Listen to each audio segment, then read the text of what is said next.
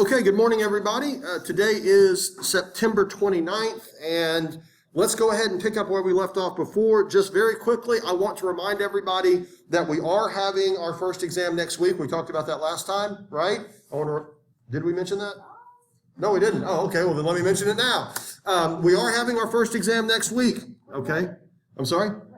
It's going to be either Tuesday or Thursday. You get to choose. Okay. Because of the whole HighFlex thing and because of the unique challenges of this semester, what I'm doing is I'm making the test available on both days. Okay. And this is, by the way, in the modules. It's on the syllabus. Y'all can see that.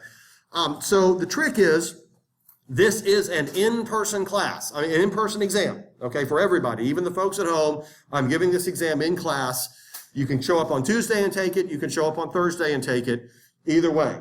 In the event that you are under quarantine and it is just not realistic for you to come here, you need to get in touch with me so we can make proctor arrangements, okay? And that's for everybody at home right now. Obviously, y'all out in the classroom hopefully won't be having to deal with that next week. But if there's anybody at home that cannot show up on Tuesday or Thursday to take the exam, then I need to hear from you because we do have to get this exam taken and it does have to be proctored one way or the other. So there we go. Now, as for the exam itself, it covers the material in modules 1, 2, and 3.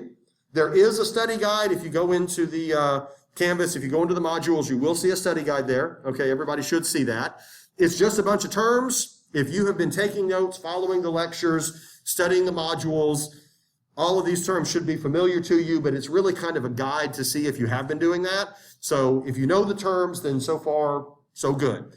The test will have fill in the blank, it will have short answer, and there will be an essay question, okay? I'll put 2 essay questions on there. Yeah, sorry, you got to write an essay. I'm going to put 2 essay questions on there, and you will have one or the other to choose. You can pick, okay? So you'll have a choice of 2.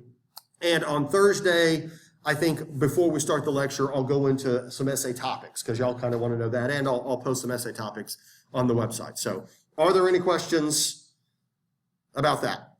Anything at all? One of those days, and that's it. So if you want to get it over with, take it Tuesday. If you want to be a slacker and wait until Thursday, you can do that. I have a feeling we're going to have people in here on Thursday. I just get a feeling, right? But some of you ought to go ahead and take it on Tuesday, get it over with. The whole point is to make it available on either day. Okay, so there we go. Any other questions? And I've never really done that before, but again, we've got kind of an unusual semester, so I'm trying to be as flexible as possible. Anything else? Any other questions? Okay, let's go ahead and get started then. Let's go ahead and get going. When we left off, we had ratified the Constitution. George had served 2 terms as president and established sort of a foundation for how the executive branch would work. He had decided not to run for a 3rd term, establishing a precedent for that. John Adams had been elected in 1796, so he took office in 1797. Adams is also a Federalist, and politically speaking, very much in line with George Washington, even though they came from different parts of the country. Adams was a very competent man, and by all means a worthy founding father. That being said, he was not the leader that George Washington was. He was not the father of our country. He did not have the stature that Washington had. And so the idea behind his presidency being a success rests on the idea of, can we elect a president, someone who doesn't have the pedigree that George Washington has perhaps, and still him have the authority and respect that would come with the office. And in that sense, I think John Adams did a pretty good job. Well, in 1800, we have an election. And the Anti-Federalists, the Jeffersonians, are very interested in winning the White House. They want to see this 2-party system work, and they've been out of power in a lot of ways since the Constitution was ratified. Now, we talked last time about how the Electoral College works. How we don't elect our president directly, but instead we choose the people who will then go vote for us, who will vote on our behalf. And each state gets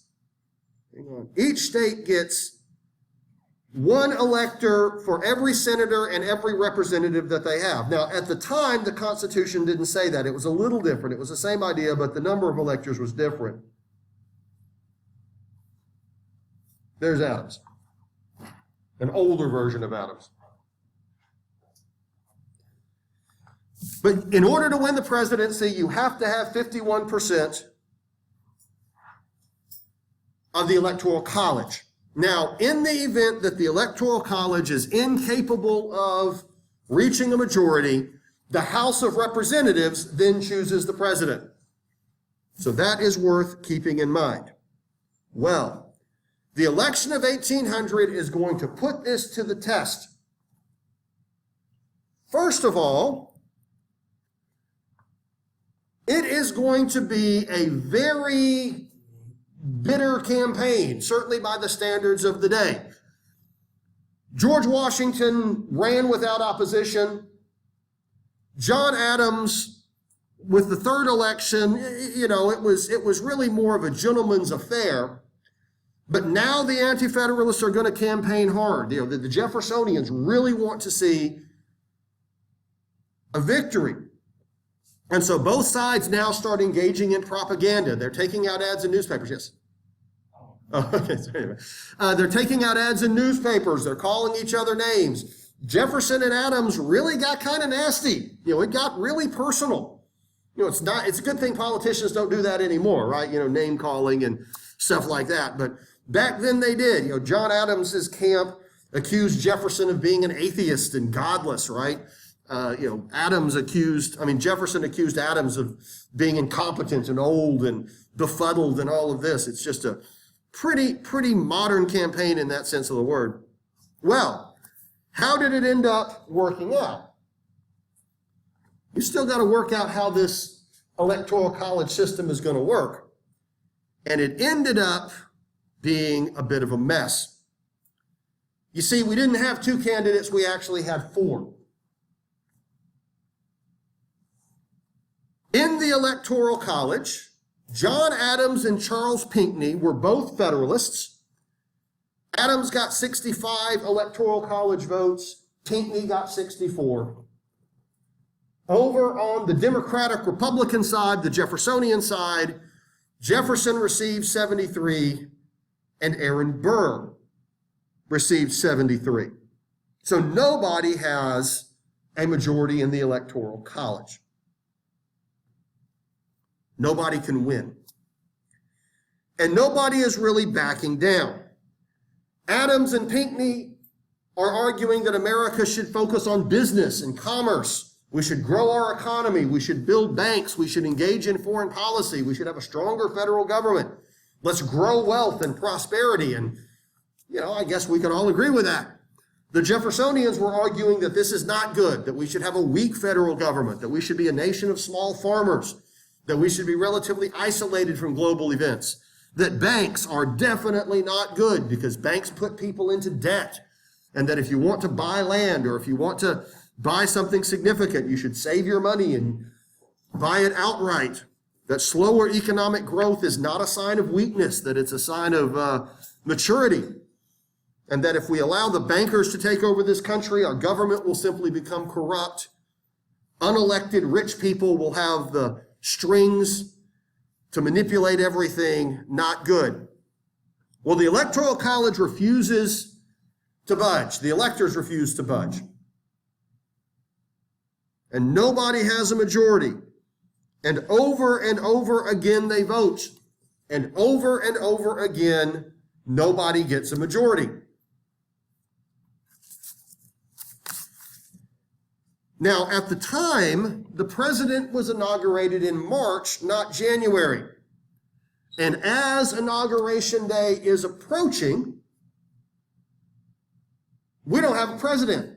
We don't have anybody to swear into office. We are in a bona fide constitutional crisis.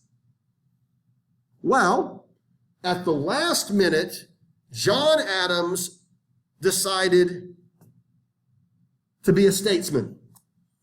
And the vote went to the House of Representatives, and despite the fact that he despised Jefferson, Adams encouraged his allies in the House of Representatives to vote for Jefferson instead. That way, Jefferson could win, Jefferson could become president, and we would not have a real constitutional crisis. On Inauguration Day, we would have someone to take the oath of office who could legitimately say that they won. So Jefferson becomes president largely because John Adams was willing to be the bigger man. This represents a peaceful transfer of power from one political ideology to another. It shows that the Constitution can work if we are willing to allow it to, and if our politicians are willing to recognize that the Constitution and the nation really do come first, and that John Adams understood, I didn't win the election, and I'm almost certainly not going to win in the House of Representatives, so there's no reason for me to keep fighting this. The nation is better off. And the story between Jefferson and Adams, again, they did not like each other, and ideologically they were radically different. Jefferson tended to make enemies, just in case you're wondering. He made an enemy of just about everybody. Same as Hamilton, and we know that. But anyway, later in life, once the two men were both out of office and retired from politics, they actually became pretty good friends, and they started writing each other letters. They didn't live near each other, so they never saw each other, but they became friends, pen pals, if you will. And it turns out they had a lot more in common than they thought. And the friendship that developed between them in their later years is a real indication also of the fact that we're all American, and it doesn't matter what political party you belong to. You're supposed to be friends with the people on the other side. That your political identity is not who you are as a person in many ways. And so be friends with everybody. Reach across the aisle. Recognize that our nation works when we are willing to do that. I'm so glad that we do that now, right? I'm so glad that our politicians work together and don't call each other names and are willing to be the bigger man and the bigger woman and, make these sacrifices for the well-being of the country. I would hate for our politicians to be a bunch of, greedy whatevers who, are only in it for themselves. That would be terrible, right? I think we would all agree on that. Well, anyway, Jefferson now becomes president number 3. And what really matters is that he is a different political party. And we do have a two-party system now. We do have a two-party system. 1800 marks really a new era for the United States. And we took a snapshot of each century, so let's take a snapshot of 1800. First of all, the United States is now really beginning to drop its colonial identity. The people are really no longer thinking of themselves as connected to England in any real social or political way. Particularly during this era, we aren't friends with the British. The United States and the British are close allies and friends now, but at the time, we did not like them at all. And so the American people really are thinking of themselves as belonging to an independent country. It looks like this Constitution is going to succeed. Our government really is going to work. Politics is messy and ugly, but it looks like it's going to work. So Americans are beginning to take pride in this fact. The revolutionary figures, the veterans from the war and people like that, are now middle-aged or even older. They're now living their lives. They have, wives and families and farms, and they're now, telling the stories of the battle of this and the battle of that. This is no longer an active event. This is now something that we talk about in the past. And these veterans and players in forming the nation during those early years are now heroes because people understand the enormous risk that they took. We're starting to create the narratives that will shape that identity moving forward. And in a big way, in a very big way, America is looking west. We want to take that western land and start farming it. We want to really get on the other side of the Appalachian Mountains. We're already there now, and we are really looking to spread out.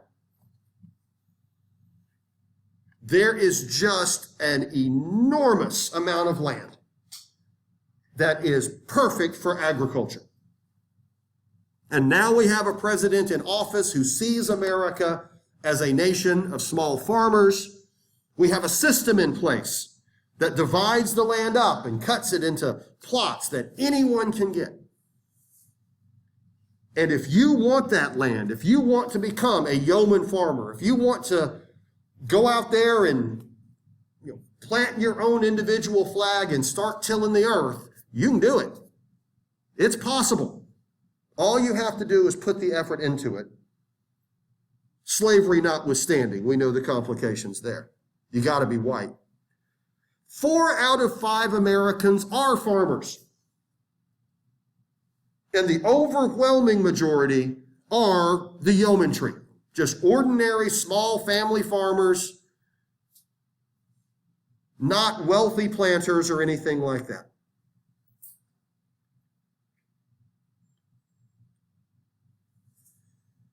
Sometimes the simplest measures can radically change how we live. And one of the interesting patterns in the United States is how small inventions change everything about how we live. What would be a small invention today that has just changed everything? Yeah, how about electricity, right? Once we electrify, right?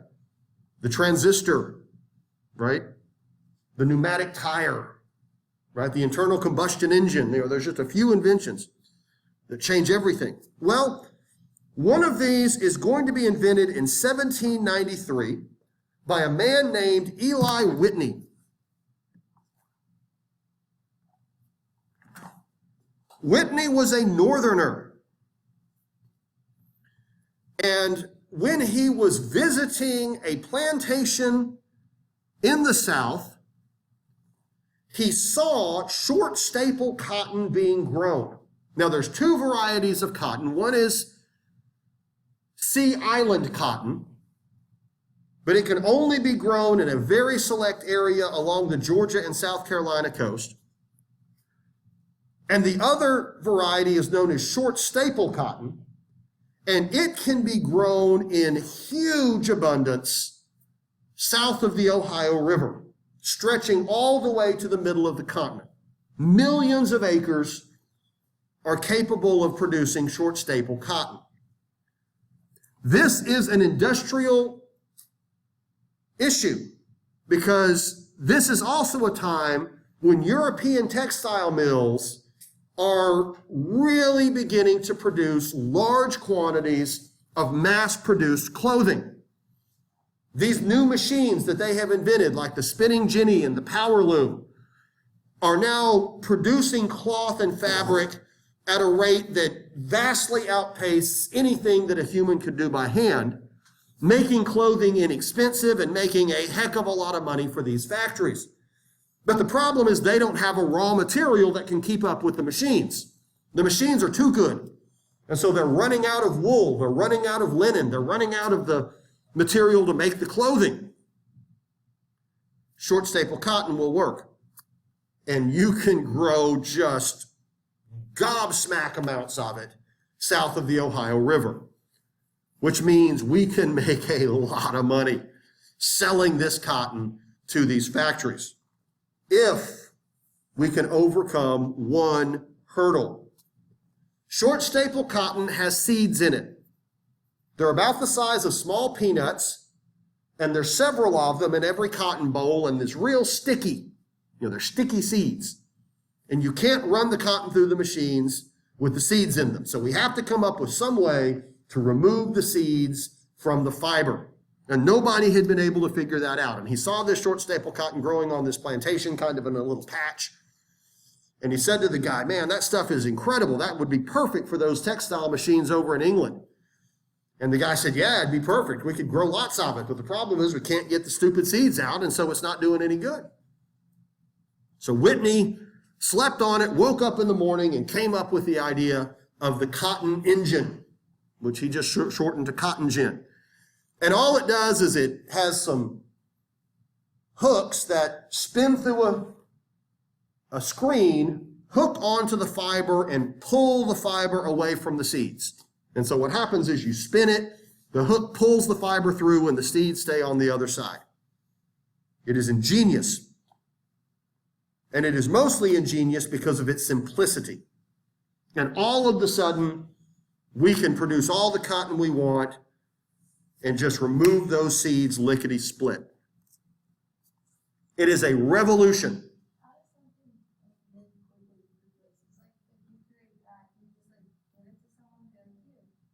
What do you mean? Like, if I were to say that I made that, how would I get it around? Oh, good question. How do we produce it from there? You have the invention, but then where do you go from there, right? Well, good question. Obviously, what you would do is you would take out a patent, right? And if you take out a patent, what that means is that legally you are the only person that's allowed to produce and profit from that machine for a certain number of years, right? So then you set up manufacturing and you figure out how to start building them and you sell them for a profit. And you would have the exclusive right to produce the cotton gin for a 20-year period or for whatever the law would allow. And then, of course, what you have to do is market it. You have to get the word out. You have to get it in stores. You have to start selling it, right? Which actually is a lot easier than you may think, right? Now, what Whitney decided he was going to do, once he realized that he was sitting on a gold mine, he didn't want to sell the cotton gin. He took out a patent on it, but then instead of selling the cotton gin, what he wanted to do was own them himself and then charge the farmers to use them, right? To rent them out basically, or to create central stations where farmers could bring their cotton, he would gin it and then send it back home, right? But it didn't work because this was such a remarkable machine and the demand for cotton was so high once this came out, he couldn't enforce the patent.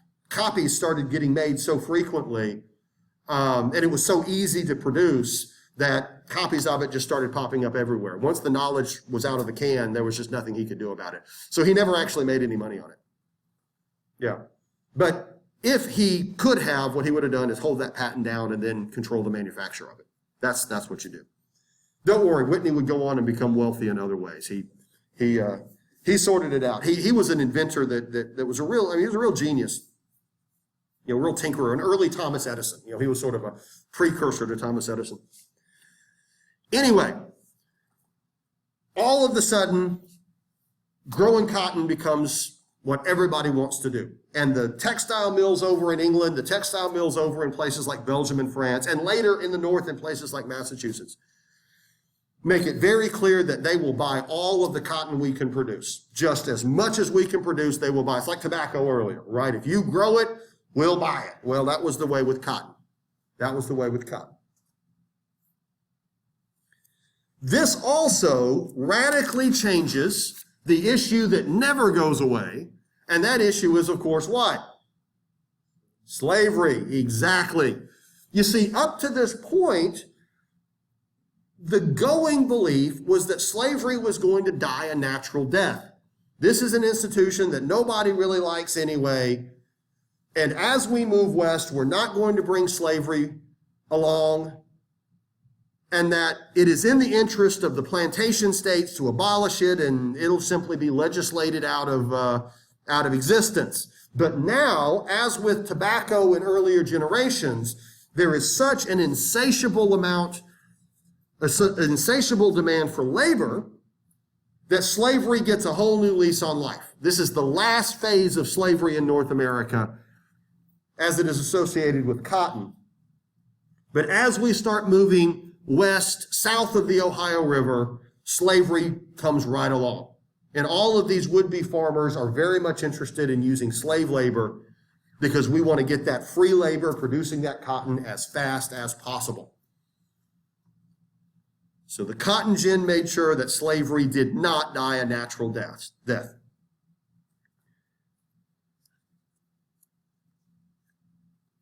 Let's talk very briefly about the Supreme Court. Let's talk very briefly about the third branch of government, which is supposed to be equal to the other two. It is important to keep in mind that our founding fathers could not emphasize enough how important an independent judiciary is. we are going to establish a federal court system. And if I've gone over this before, I'm just going to remind you again. This is not a court system that is designed to try people for crimes or to determine, who wins if you sue your neighbor for, running over your cat. That's not what we're talking about. This is the court system that will interpret federal law. Are y'all following me?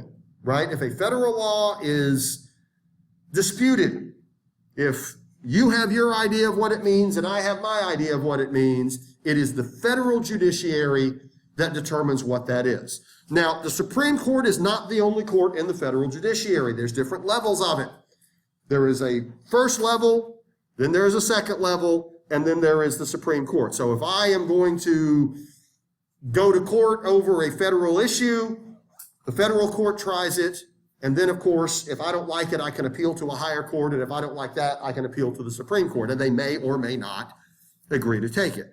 Now, there are federal crimes that are also tried in federal courts. Understand that, if I commit a crime on a federal level, I could also be tried in a federal court, but that's not what we're talking about here. The Constitution is rather vague on exactly how the federal court system is going to be set up. It just doesn't mention too much about it.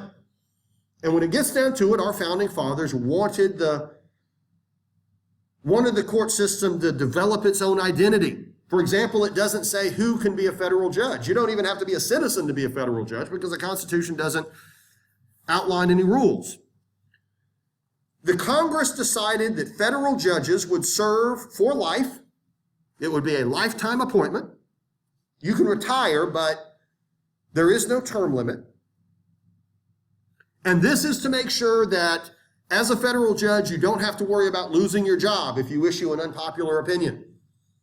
I don't have to worry about consequences for my rulings because I cannot be fired. I can only be fired if I am impeached, and that is for breaking the law or something like that. But an unpopular opinion does not threaten my livelihood. Also, exactly how much power the court has is questionable. Again, the Constitution doesn't really lay this out. John Marshall is going to become the Chief Justice of the Supreme Court. Now, he is not the first Chief Justice, but he's an important one. And he's going to serve as Chief Justice for decades.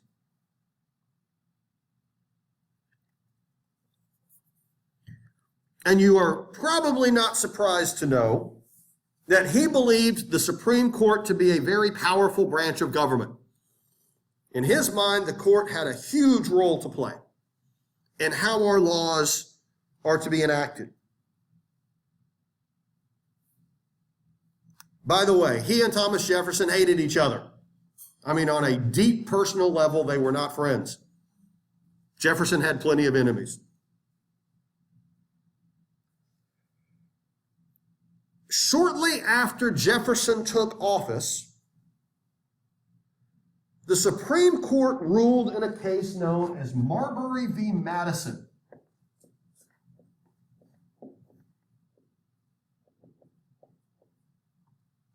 And the Madison in this case is actually James Madison, the future president.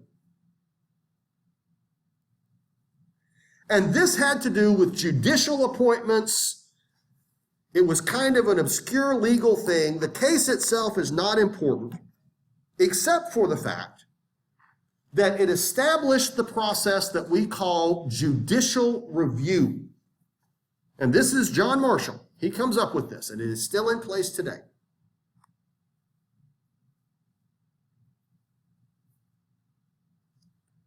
Under the tenets of judicial review,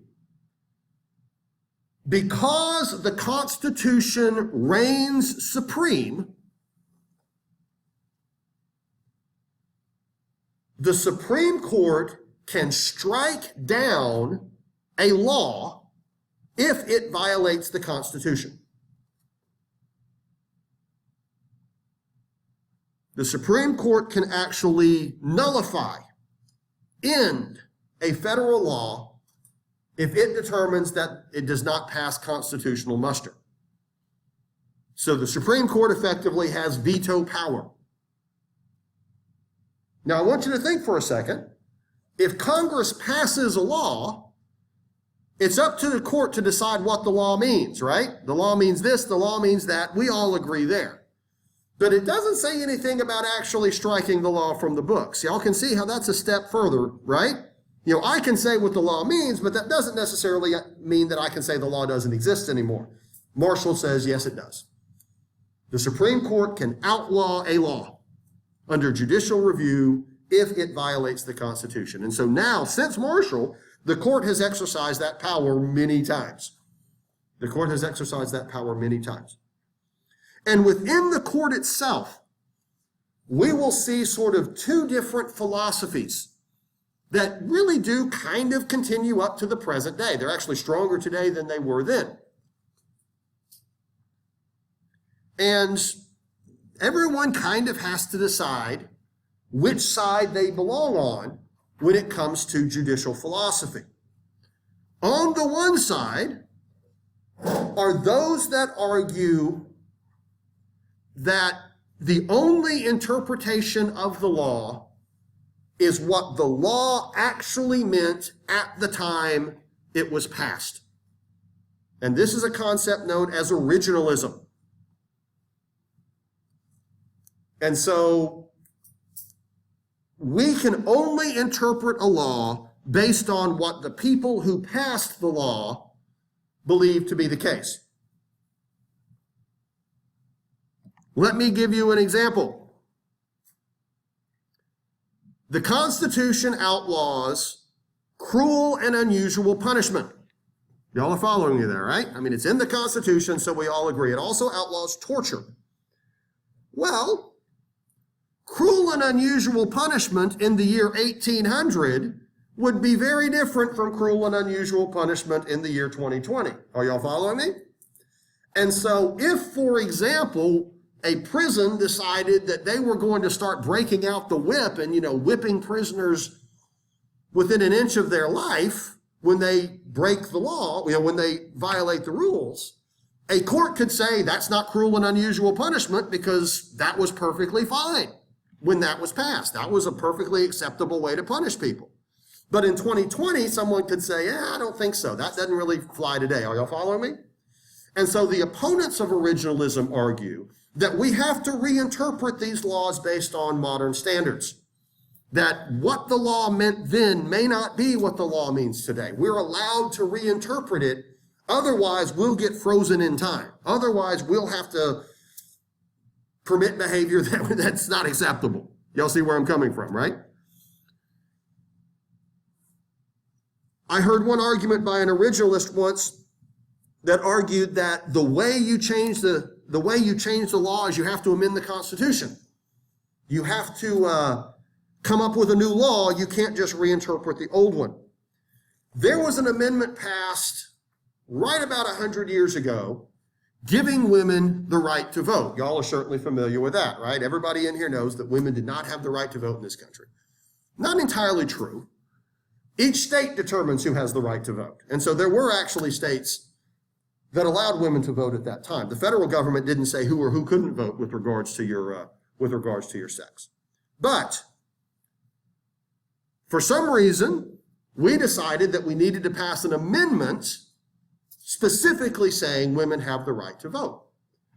Now, an originalist would argue that we needed that because it was understood that women can't vote back when voting laws were passed. And so the way we changed that is to change the Constitution itself. We had to put an amendment in there to modernize the Constitution. Someone who believes the Constitution can be reinterpreted would say that the 19th Amendment isn't necessary. We don't need to specifically grant women the right to vote. We just need to reinterpret what the law says. Y'all get where I'm coming from? And so you have to decide which side of that line you stand on. Should laws be interpreted explicitly as they were written at the time, or can we reinterpret them moving forward? And our Supreme Court is divided over this, with some justices saying one and some justices saying the other. And frequently, whenever they rule on cases, that judicial philosophy comes through. You see where I'm coming from? And the two political parties in this country kind of fall along those lines too. Generally speaking, the Republicans tend to be originalists. Generally speaking, the Democrats tend to not be. And so whenever the Republicans nominate justices, they will nominate justices that are originalists. Current originalists on the Supreme Court are Clarence Thomas is an originalist, Neil Gorsuch is an originalist, Samuel Alito is an originalist. The late Antonin Scalia, who died a few years ago, was the big originalist. And then those that believe the Constitution can be reinterpreted and laws can be reinterpreted based on modern standards. Sotomayor is one of those. Elena Kagan is one of those. The late Justice Ginsburg, who just died, was a big fan of that. You see where I'm coming from? And so what happens is when someone like Ginsburg, who has one judicial philosophy, suddenly finds herself dead, all of a sudden a president can appoint someone who thinks differently. And so you see a shift in the balance of the court itself. You get where I'm coming from? And so that's why we see these Supreme Court fights sometimes become very, very bitter, because there is a shift in judicial philosophy that could radically change how the laws are interpreted. So that's what that's all about. And I'll ask y'all very quickly, what are the issues now that a lot of scholars think could very well change now that the court is very much shifting to the right, now that the court is getting a lot more originalists on, because that's what's happening with the court. And if this new person gets nominated or gets approved, that will certainly be the case. What are some of the issues that stand out? Well, that's the number one right away. There's absolutely no question about that. The Supreme Court case in 1972, Roe v. Wade, was a case that was very much by those that believe the law can be reinterpreted. And it has to do with medical privacy, just in case you're wondering. The Roe v. Wade and the abortion law, the abortion ruling has to do with whether or not privacy is part of the Constitution and a woman's medical records are private. But Roe v. Wade was ruled by the court in 1972, and another side has obviously tried to overturn it, and now there's a fear that might happen, right? Or, depending on how you view that, because now there appears to be enough justices on the court that will do that. But there's other issues too. There's gun rights, for example.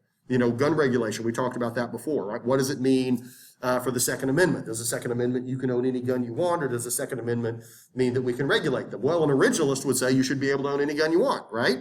At the time, there were no restrictions on gun ownership, so the Second Amendment means anything. There's also issues such as, how we would interpret freedom of speech. What does freedom of speech mean in censorship? There's all, illegal search and seizure. There's all kinds of issues that the court is now going to take up.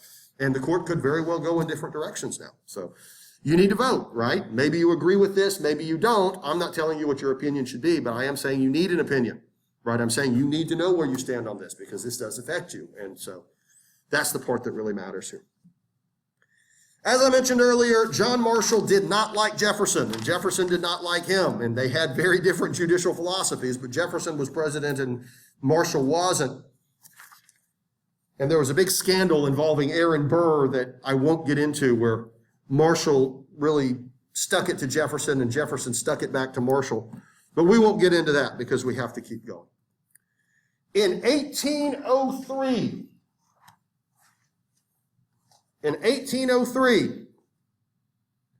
the United States got a big piece of land. And this is credited to Jefferson. At the time, France was ruled by Napoleon Bonaparte, who I hope you have heard of. And Napoleon needed money.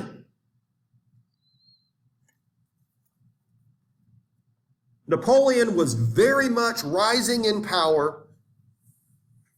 He was quickly becoming the most powerful man that modern Europe had ever seen. And he has wars to win. And he wants to conclusively defeat the British and conclusively defeat the Austrians and so on. He also comes to realize, or comes to believe, that the remaining French North American territory wasn't doing France much good, that it would not realistically ever be developed or ever be used by France for any real advantage. You know, remember, everything east of the Mississippi River had already been part of the United States. And so what France has is everything west until you reach the Spanish territory. Jefferson wants control of the Mississippi River. And France owns New Orleans. That's part of the deal. New Orleans is swapped back and forth between France, Britain, Spain, you name it, but France has it in 1803. Spain had just given it up. Realizing that Napoleon needs money, Jefferson sent a couple of agents, including James Madison, the future president, to offer to purchase New Orleans for $2 million. Now understand, owning New Orleans means you own the Mississippi River. It is the gateway. Nothing happens on the Mississippi River unless New Orleans allows it. New Orleans is the Mississippi River in terms of all economic activity. And Jefferson thinks that $2 million is a fair price for the gateway to the interior of the continent. Now keep in mind, just a few years earlier, the French had insisted that we bribe them to even negotiate anything, right? But now we're showing up with a big fat checkbook and they're willing to talk. Napoleon and his advisors decided that if they sold New Orleans, owning the rest of the territory would do them no good. Because again, New Orleans is the gateway. So they said, no deal. We will not sell you New Orleans for $2 million. However, we will sell it all to you for 15. Everything. The entire Louisiana territory, effectively doubling the size of the United States. $15 million. Take it or leave it. This is a fire sale. This is the deal of the century. Now understand, nobody's asking the Native Americans that live on that land what they think of it. You know, they're not part of the equation.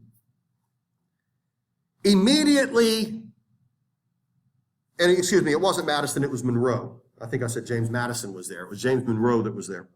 Also a future president.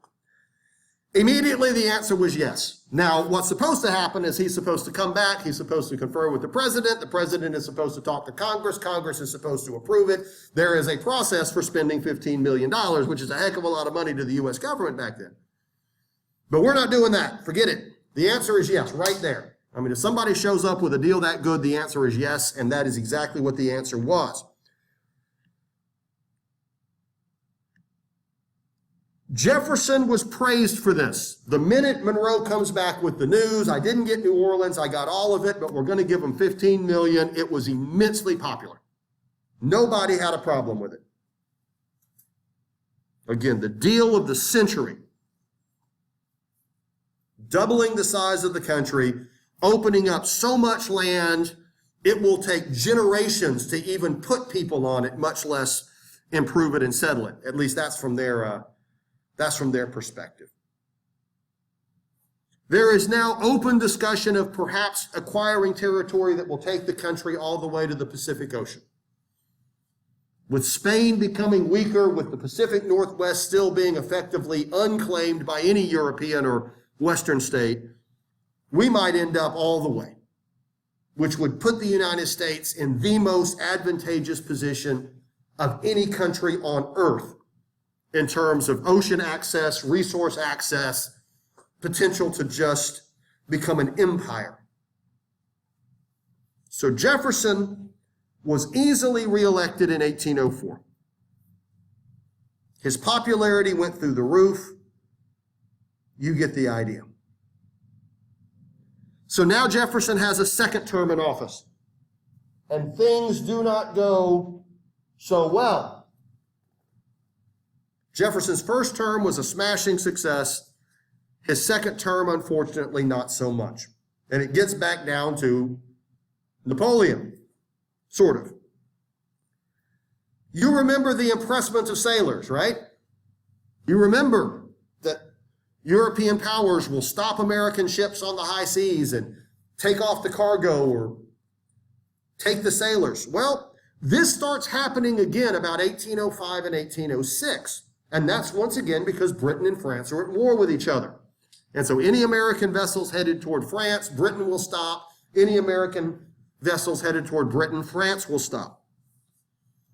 And they will harass us and take the cargo and steal the sailors. And they don't care that we are protesting. They don't care that this is a violation of maritime law. There are calls by the American public to build a navy and start fighting back. We don't have much of a navy at all at this point. We have commissioned one.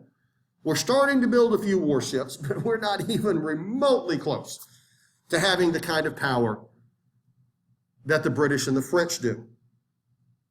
Well, the French don't have much power after the British Navy took care of them, but you get the idea. That would be the Battle of Gibraltar. But anyway, there is a lot of pressure to stand up to this mistreatment, and it was mistreatment. It was just a flat-out violation. The newspapers are running stories about how American sailors are being impressed and our rights are being violated, et cetera, et cetera.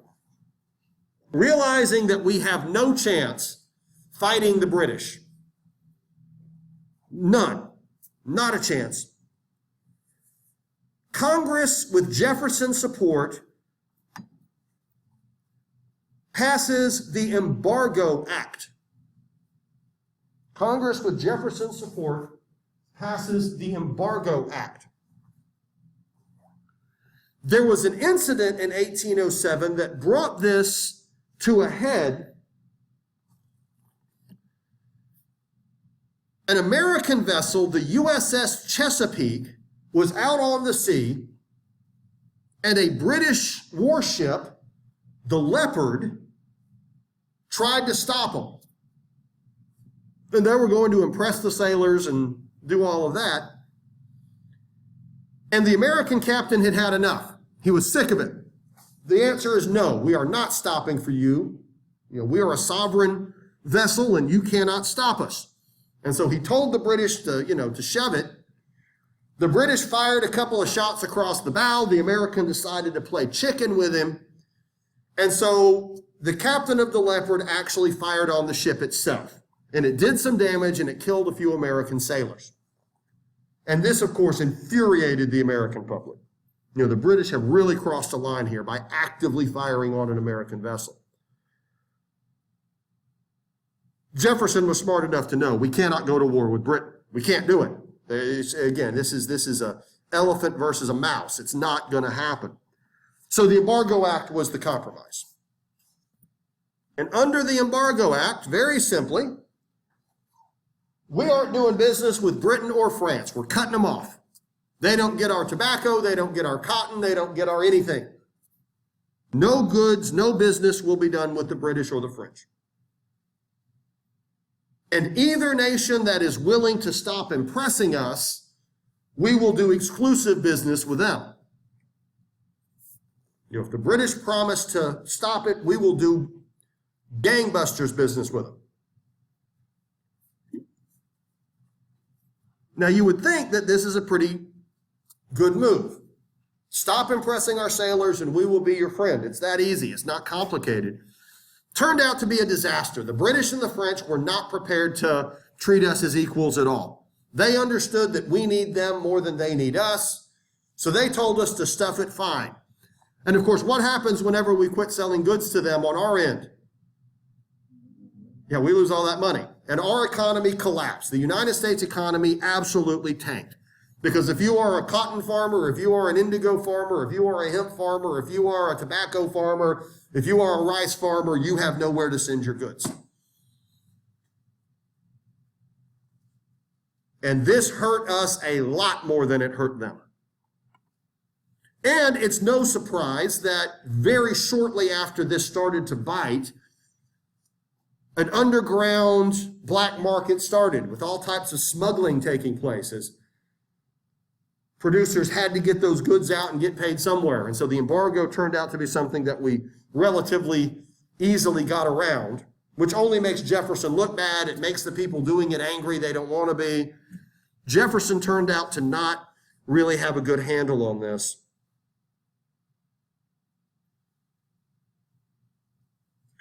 Over the next few years, the relationship with Britain continues to deteriorate as America continues to start to move west. North of the Ohio River, I won't get to Madison yet. North of the Ohio River, settlers are starting to come into conflict with the natives. As we settle places like Ohio, Michigan, Indiana, settlers are showing up. They're wanting to start their farms. The land has been surveyed.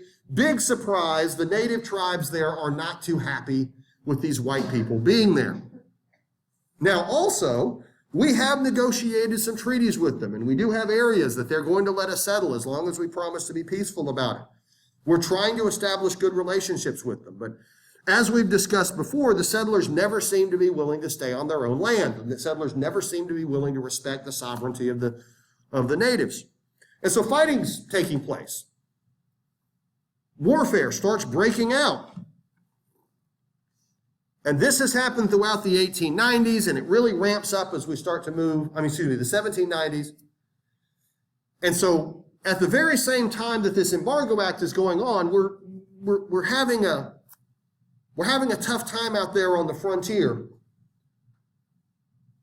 And it just seems to be the case that all of these natives have weapons that came from England. Time and time again, we get in a conflict with them, and Made in England is stamped on the guns that they have. And so what seems to be happening, of course, is the British are sending them guns through Canada. So they're impressing our ships on the high seas, and now they're actively encouraging Indian resistance. Now they're actively encouraging Indian resistance.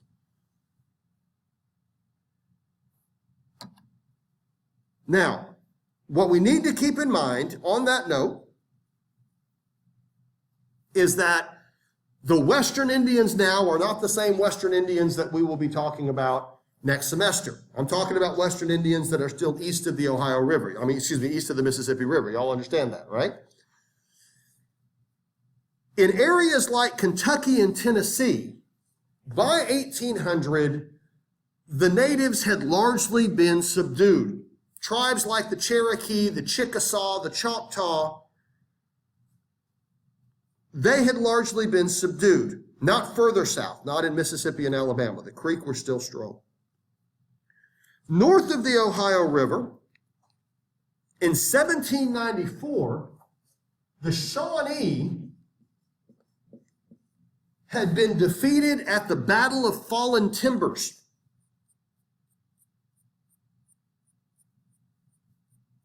The Shawnee had been defeated at the Battle of Fallen Timbers. And we signed a treaty known as the Treaty of Greenville.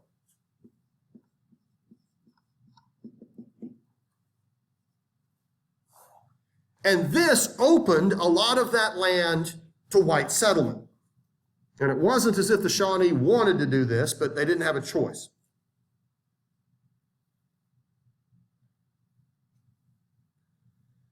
But, as I mentioned earlier, just a few minutes ago,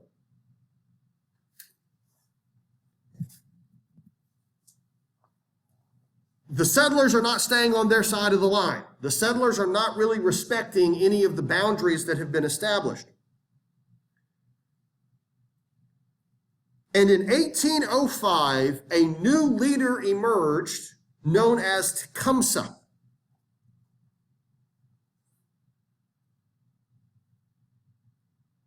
And Tecumseh began to argue that the Shawnee needed to stand up again, that the whites had not abided by their treaty, which of course they hadn't. And so the only answer was once again warfare. And so we're seeing a lot more violence as a result of this. And as I mentioned earlier, for some reason, these guys always have guns made in Britain. So it's very clear that the British are encouraging resistance on the frontier, or somebody is profiting from selling guns to the Indians. It's probably more the case.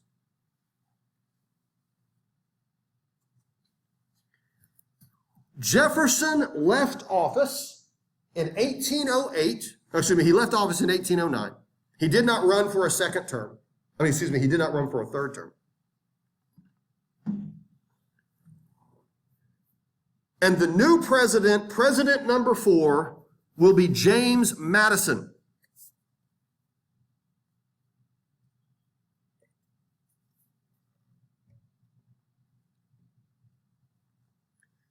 Like Jefferson, Madison was also a Virginia planter.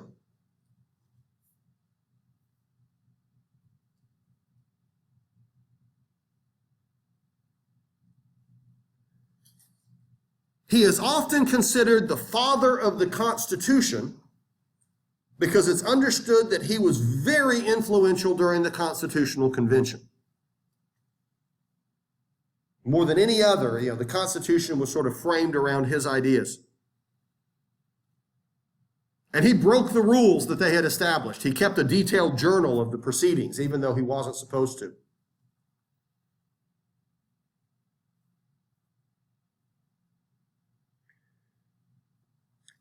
Madison agreed with Jefferson that the United States should be a nation of small farmers. And we should push for a weaker federal government and a not so strong foreign affair, not so strong in foreign affairs. And that banks and debt and all of that is corrupting.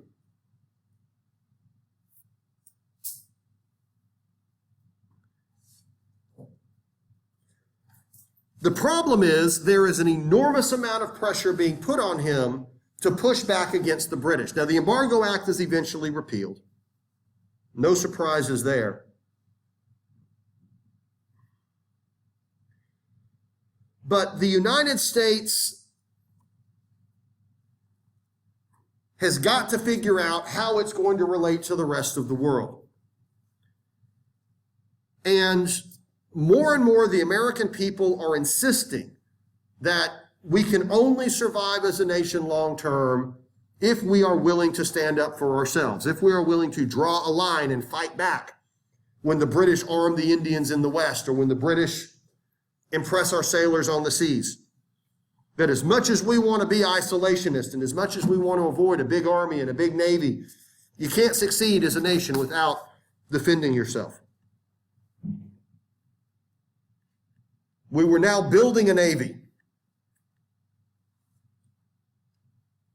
We were now starting to come up with a plan. Within the Congress, a vocal group emerged known as the War Hawks that are primarily from the South and the West. They are Southerners and they are Westerners, and they are senators and congressmen. And they begin to call for war with Britain. The British have just crossed too many lines, and we need to go to war with them.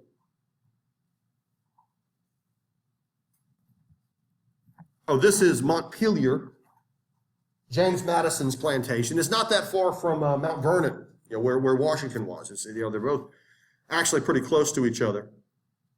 I've never been to this. I hear it's obviously nice, certainly by the standards of the day, it was remarkable. So it's also worth touring, I suppose.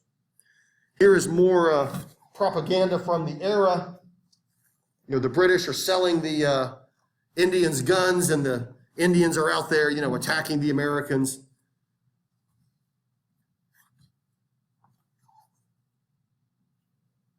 The War Hawks consist of young, up-and-coming senators and congressmen. Two of the most vocal War Hawks are John C. Calhoun, a senator from South Carolina, and Henry Clay, a senator from Kentucky. Both of them have presidential ambitions. And they absolutely insist the only way we're going to put an end to this mistreatment is to fight.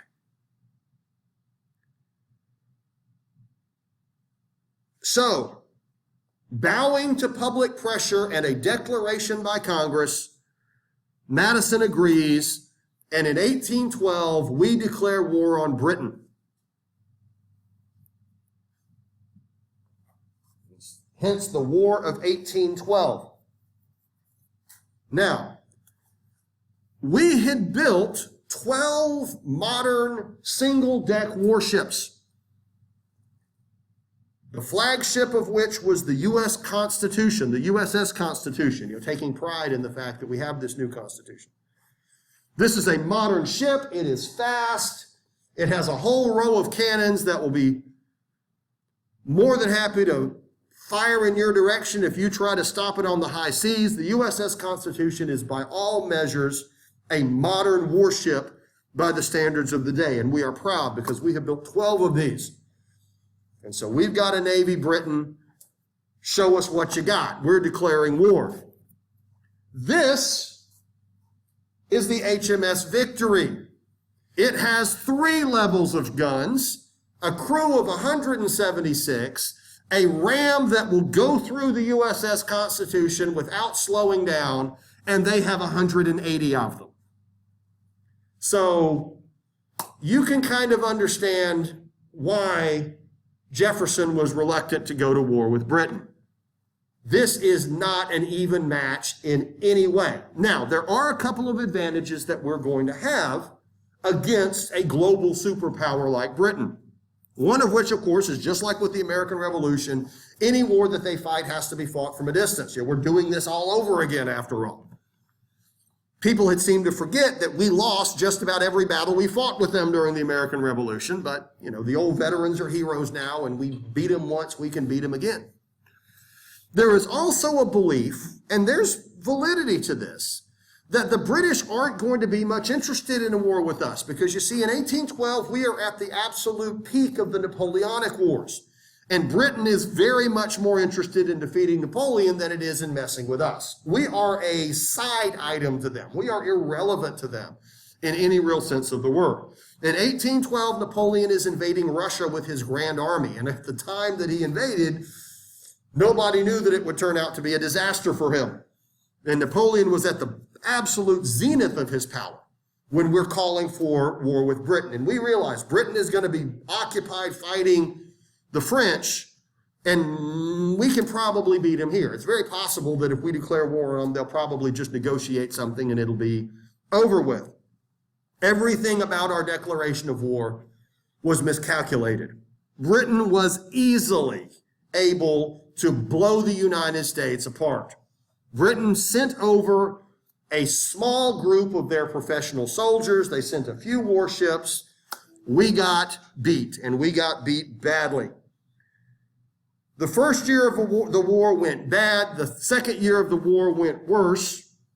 By 1814, the British had burned Washington, D.C. to the ground.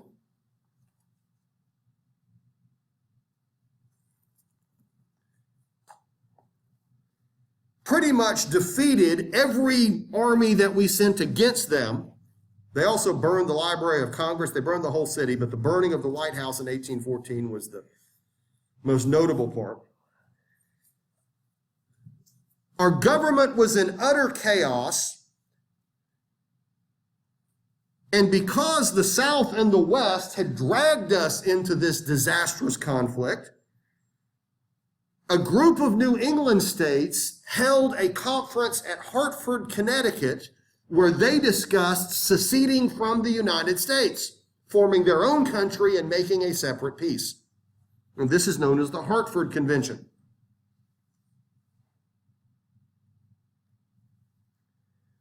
When talk of a move, such a radical move took place, it became highly controversial. It never went anywhere because the war is going to end soon enough. But it opens the door to that very interesting question. Can a group of states just decide to leave the country? Can a state secede? Are you now part of this country permanently, or is the Constitution a voluntary agreement where if a state decides to go its own way, it can? What do you think?